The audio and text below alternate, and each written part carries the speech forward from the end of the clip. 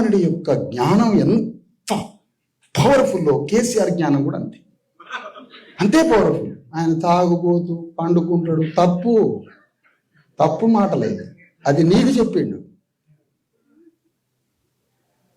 BC రిజర్వేషన్ల కోసం ఆయన ఒప్పుకోడు. ఎందుకంటే అతను తెలంగాణ రాజ్యాన్ని చాలా జూమ్లో చూస్తుంటాడు. 3 కోట్ల మందిని కూడా చూస్తాడు జూమ్ కొట్టి.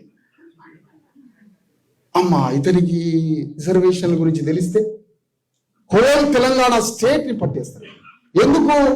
తెలంగాణ రాష్ట్రంలో ఉన్న ప్రతి శూద్ర అతిశూద్ర వర్గాలలో ఉండే డిఎన్ఏ కెపాసిటీ సీడ్ కెపాసిటీ, ఇది న్యాచురల్ ఎమోషన్స్ తో కొట్టుకుంటా ఉంటాడు.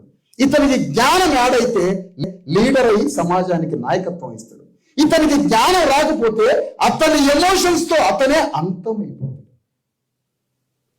But emotions convert into intellectual emotions. భావోద్వేగాలు జ్ఞానవంత భావోద్వేగాలుగా మారాలి.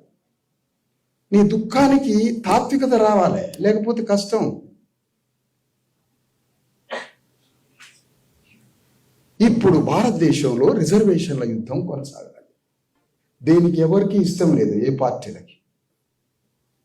మళ్ళీ 100 సంవత్సరాల క్రితం ప్రారంభమైన రిజర్వేషన్ల యుద్ధం మళ్ళీ కొనసాగాల్సినటువంటి అవసరత ఉన్నది. ఎందుకంటే బీసీలు, ఎస్సీలు, ఎస్టీలు, ముస్లిం, రిలీజియన్ మైనారిటీస్ 90% ఉన్నారు.